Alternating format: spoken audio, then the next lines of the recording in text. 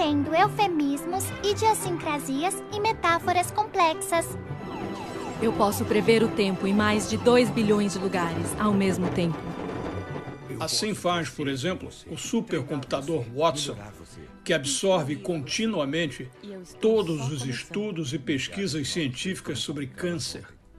Aprende e já consegue diagnosticar e remediar a doença com precisão maior do que a de especialistas humanos com décadas de formação e experiência. Olá, meu nome é Watson. Juntos, podemos repensar os limites do possível. Well, there are two big differences, but there is also one big similarity which should be remembered. There is a lot of talk about the disappearance and destruction of jobs, but of course some new jobs will appear.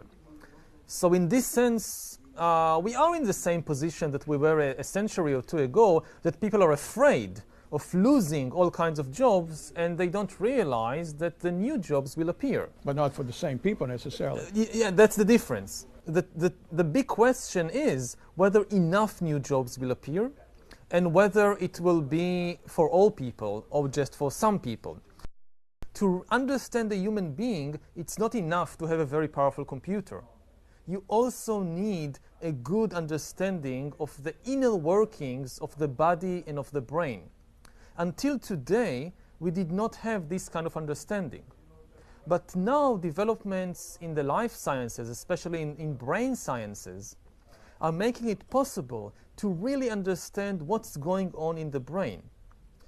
And when you combine this with very powerful AI, this is what leads to the point when the external algorithm understands me better than I understand myself. And once that happens, you not only understand people, you not only are in a position to predict what people would like or what people will do, you are in a position to manipulate people. You can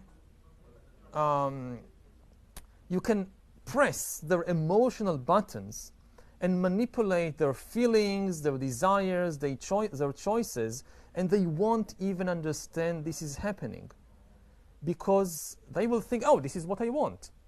But when you really know a person, you know exactly what to say or what to do or what to show him or her, so that it will give rise to a particular emotion.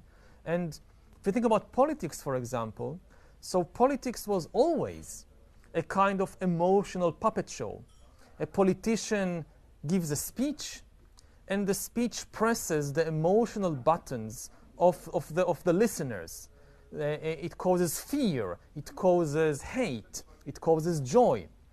But in the past, this was very crude, like Hitler giving a speech and trying to install fear in millions of Germans. Wir sind doch wieder ein so anständiges Volk geworden. Wir sind doch jetzt wieder ein so fleißiges und tatkräftiges Volk geworden.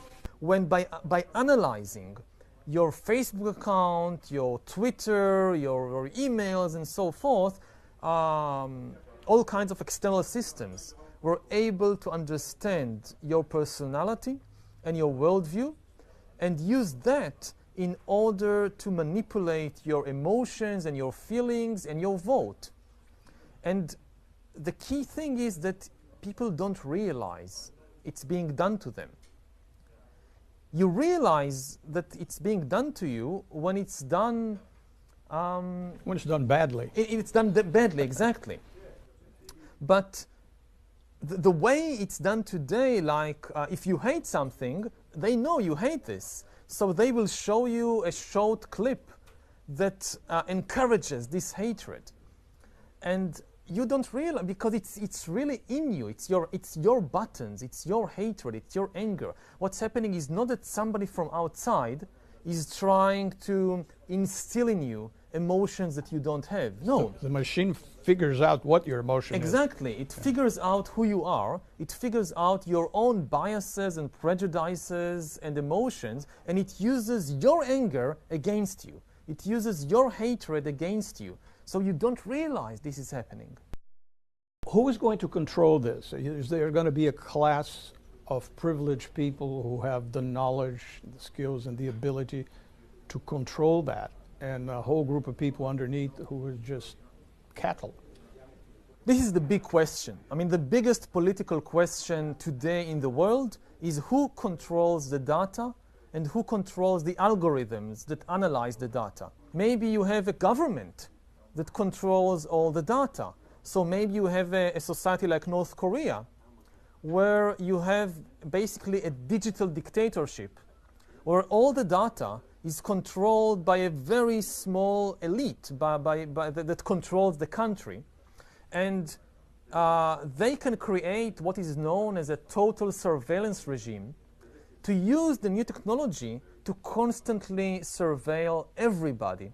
So maybe everybody needs to wear a biometric bracelet which constantly monitors what is happening inside your body, something that the Soviet KGB or the Nazi Gestapo couldn't do.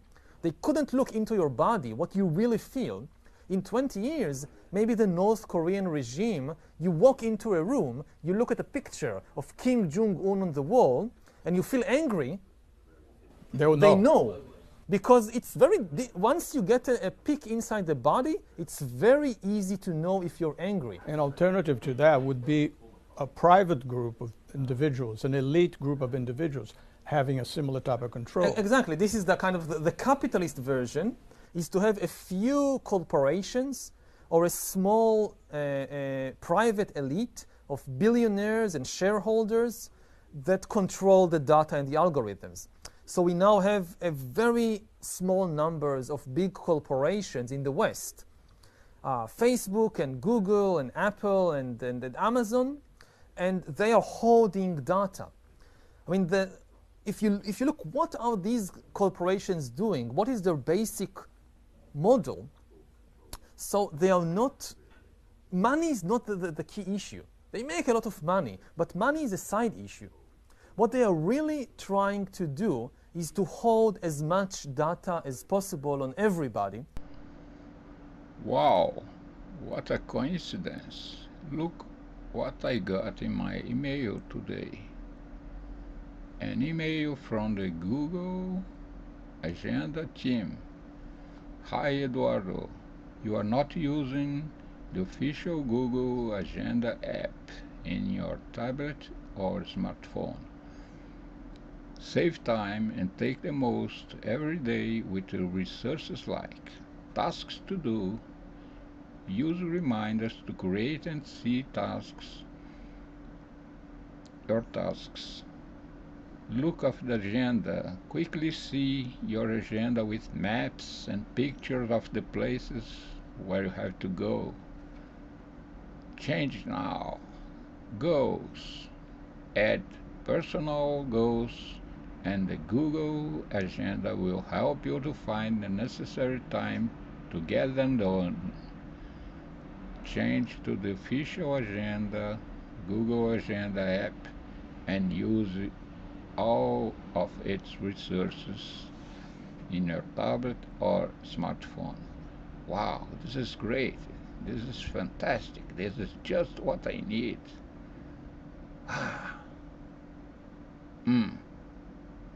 Stop. Think. What's Google trying to get from me? They just want to help me.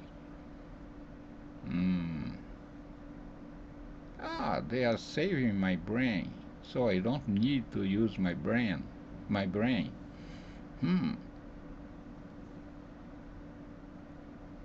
But I think this is one of the biggest challenges, both to computer scientists and also to lawyers and philosophers and even poets, to think very hard and very fast how to regulate the ownership of data. Because if we don't solve this question, very soon either a government or a couple of corporations will become all-powerful because they will control all the data, they will know everything about us, and they will be able to manipulate us, and we won't even realize that we are being manipulated. But it's clear now that we didn't do enough to prevent these tools from being used for harm as well. And that goes for fake news, for foreign interference in elections and hate speech, as well as developers and data privacy. We didn't take a broad enough view of our responsibility, and that was a big mistake. Sooner. Yeah, a few decades. I mean, you know, if you're a kid today in school, you're 6 years old, you just began elementary school, so the question is, where will you be in 30 years? And this is a practical question because it influences what you do today. I mean, what should we teach children in school today so that they will have the necessary skills when they are 30 or 40? This is not science fiction. This is a practical question of education today. And the frightening thing is that we just don't know.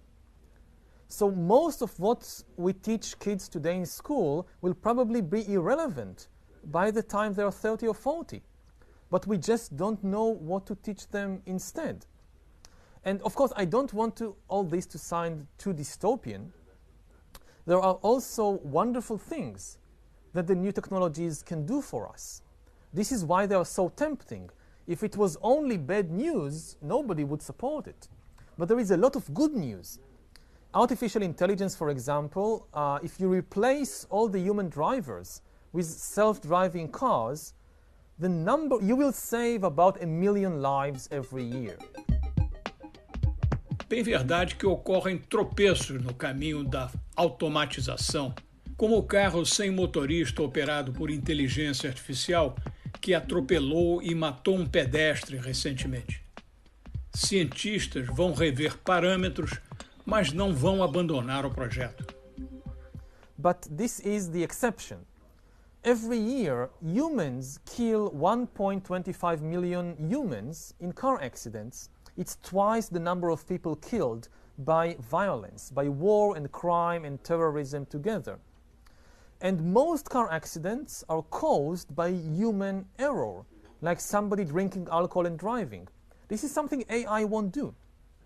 So just switching to self-driving cars will save about 1 million lives every year, in addition to saving a lot of pollution and money and so forth. This is wonderful.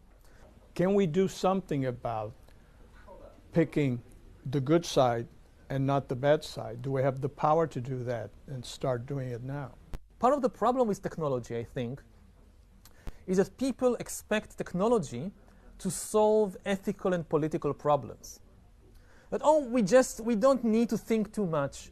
We just need to invent the right tool, the right machine, and the problem will solve itself. And it doesn't work like this. Very often, the machine solves some problem and it creates a new problem, and we still have to engage in the difficult ethical and political debate. Otherwise, the technology will not necessarily guarantee a beneficial outcome. Perfect. Well, it's up to us. Thank you very much. It's up to us to do something about it instead of just sitting and hoping for the best.